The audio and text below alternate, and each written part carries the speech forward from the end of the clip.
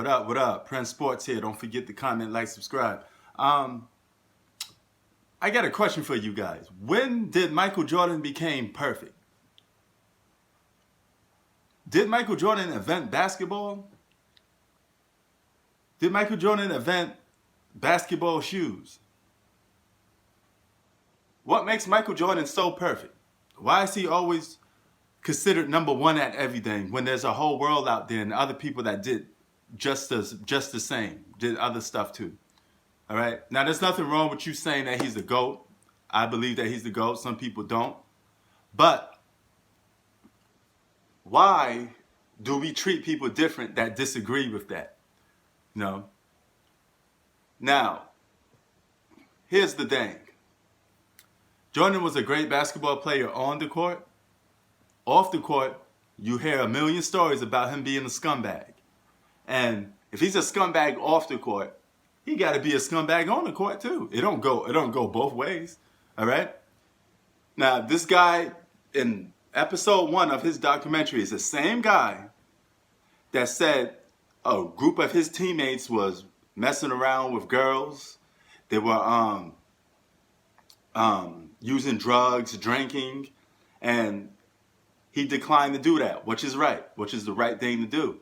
But when did it become cool for you to air out other people's dirty laundry?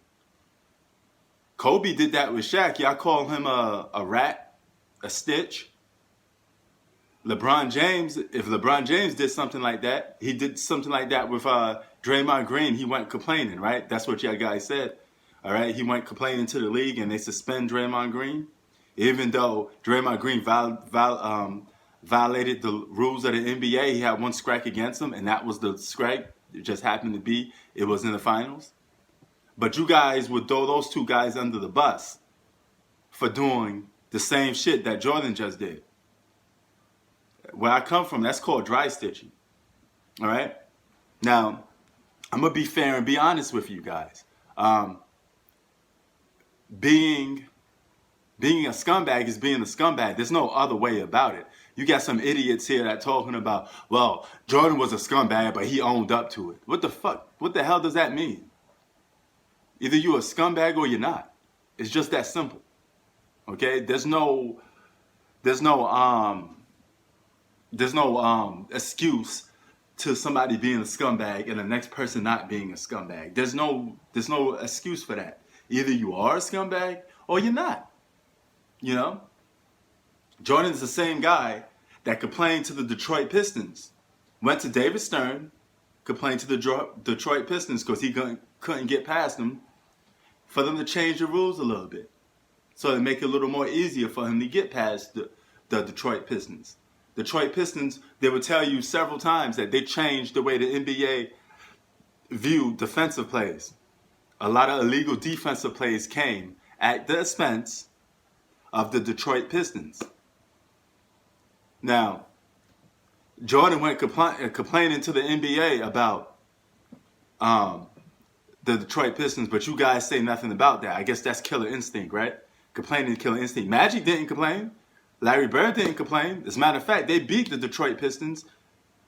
You know, they were able to handle the Detroit Pistons. Only team that couldn't get past the Detroit Pistons in their prime was Michael Jordan. You know, and the Bulls. He had Scottie Pippen for all those years, you know. It's not his fault Scottie Pippen was getting punked. But at the same time, you just still had the same artillery. You had almost the same weapons. You just waiting for that team, the so-called come of age, you know.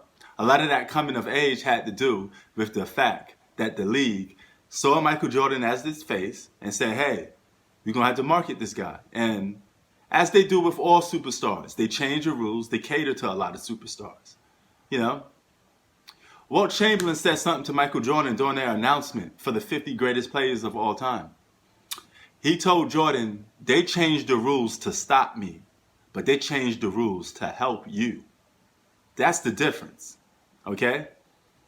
So, as good as Michael Jordan was, let's not act like he did not have help from the league. I keep telling you a million times, Jordan and LeBron have a lot in common, more than you think. All these things you're accusing LeBron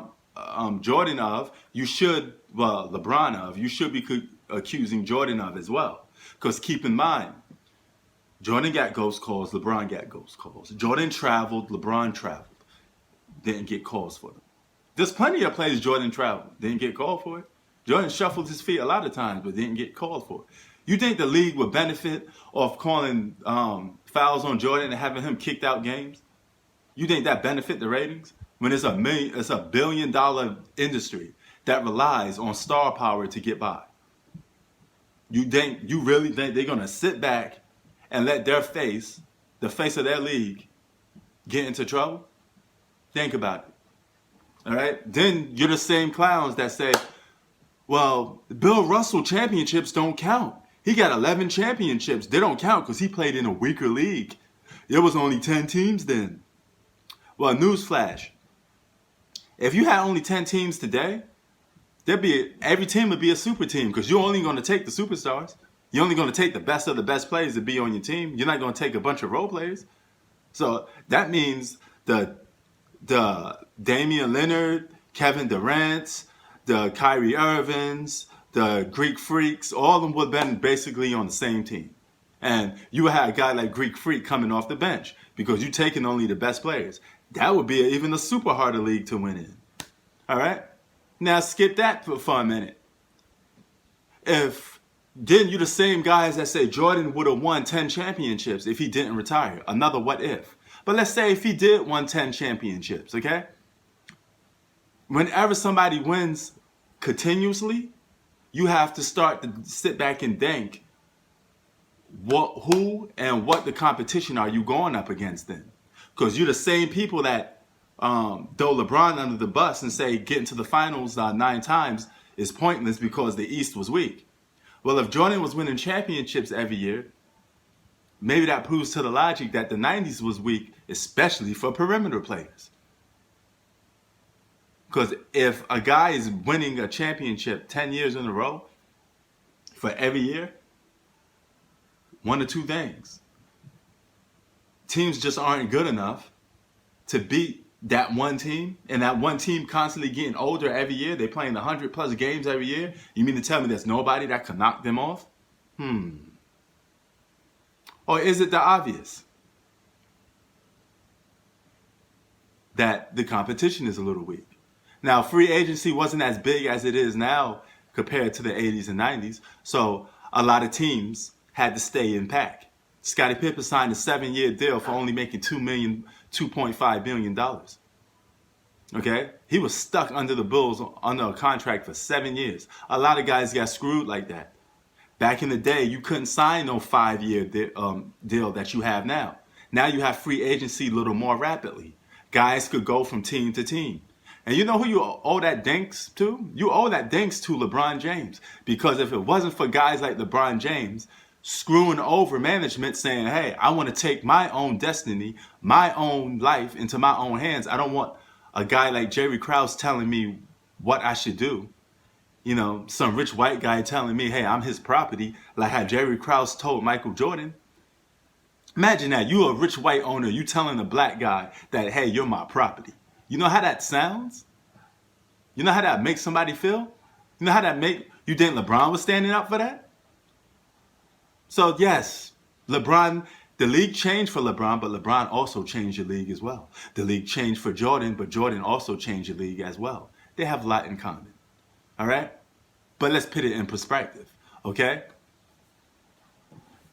If Jordan won 10 championships, he'll be more of the GOAT than what he is now. It'd be like 95% of people or 98% of people in the world saying Jordan's the GOAT, hands down, right? But you're quick to dismiss Bill Russell's championships. Think about it. So you mean to tell me growing teams like Penny and Shaq, okay, they won. Who's to say they wouldn't beat the Bulls in this playoff series every now and then? Bulls was going to get older. And teams was doing less free agency. So at some point, a team would have to get old enough, injuries would have to kick in enough for them to lose. So that logic to say that Jordan would have beaten Hakeem Olajuwon is kind of flawed. It has flaws in it because Jordan wasn't getting any younger, he was getting older. And the more you keep winning, the more harder it gets because you're getting older. Think about that. Now you have you have people that say, oh, Jordan was this, Jordan was that. Jordan was the best player in basketball. He played in the NBA for about 15 seasons. He was the best player in the world, hands down, for about 7 to 8 years. Okay?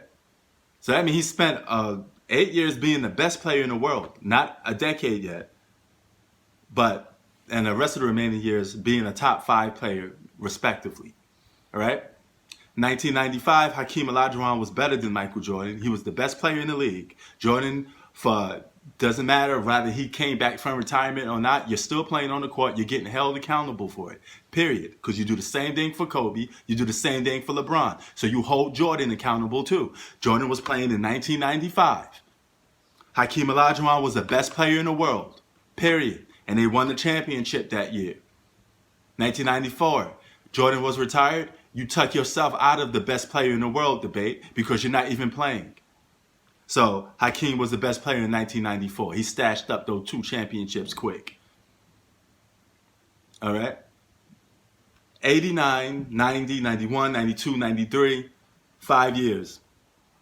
Jordan was the best player in basketball. Even though he didn't win the championship in 89 and 1990, he still was the best individual player in basketball that late because it was going into the 90s. All right? His team just wasn't good enough to get over the hump. 96, 97, 98. So that's 8 years Jordan was the best player in the world, okay? Respectively. 8 years. LeBron James was the best player in basketball arguably since 2009. That's when him and Kobe had the puppets and they were going back and forth. It could go either way. It was 1A, 1B for either one of those guys. LeBron came a clear-cut best player in basketball. It wasn't even a debate anymore. I would say probably 2011. Around 2011, LeBron was considered the best player in basketball, arguably, hands down. All right? But he was also considered that in 2009.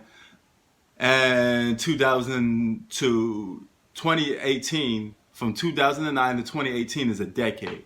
So that's 10 years. All right? That's 10 years, basically.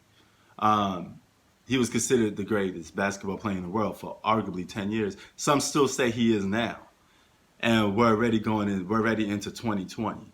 I mean, I don't think he is the best player in the world no more. Now, you have to be fair with it because he's not winning. All right? And there's other players that's catching up to him, you know. But he was the best player in the league for arguably 10 years. Arguably 10 years. And he's still the top 5 right now as we speak. All right? So, with that being said, you have to come off your bandwagon, stop riding Michael Jordan, and be fair with every player. Because every player has downfalls, and every player has messed up. All right? All this shady stuff you claim that LeBron James is doing, well, Michael Jordan did very similar. Kobe did very similar. There's no guy in this world of professional sports that isn't a bit of an asshole. These guys get their egos stroked every single day by idiots on YouTube complaining who's the GOAT and who's not. All right? These guys live in another world from most people. All right? So don't be so quick to think your favorite basketball player is almighty perfect when he got shit underneath that carpet that smells. His shit do stink too. All right? He ain't perfect. There's nobody perfect. I never said Mike was perfect. I never said LeBron was perfect. Period. Now, I said Mike is better than LeBron James. Yes. But he's not perfect. He has flaws too. Jordan was also a scumbag. All right? So the same rules apply to all that other stuff. All right? Jordan talked trash and all. And the same examples of what Jordan do with trash talking, LeBron James do. All these other guys do. But you don't count that. You don't hold LeBron accountable the same way you hold Michael Jordan. Michael Jordan seemed to get a pass at almost everything, which is completely unfair. Peace.